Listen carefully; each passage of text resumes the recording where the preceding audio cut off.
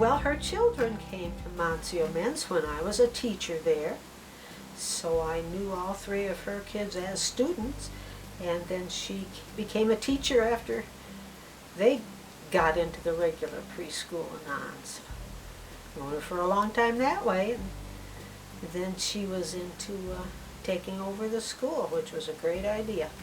Done a wonderful job with that one.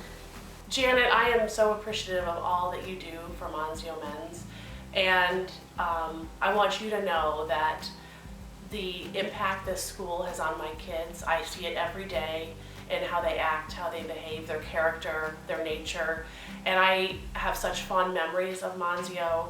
I enjoy serving on the board, and I look forward to continued success in terms of the impact that Mansio will have on all the children who have the opportunity to attend Mansio Men's. I have been agonizing over this video because it's really difficult to sum up how amazing Janet is in a minute or less. I've known Janet for 11 years. We were at Mansio, my three children are at Mansio for 8 years. We've been gone for 4 years, and I could still get choked up talking about leaving because it's such an amazing place. And it's an amazing place because of the community that Janet has created there and the wonderful staff that she's been able to maintain there. But Janet had a really good way of, I think, getting the most out of her staff, very, very concerned about the children and how they were doing, how they were performing. And we had an instance where we were talking about Tristan's education, and we made a decision to stay at Mansio an additional year before kindergarten. So we always respected her opinion, and she always had the kids' interest at heart. And she's a good leader. She leads by example.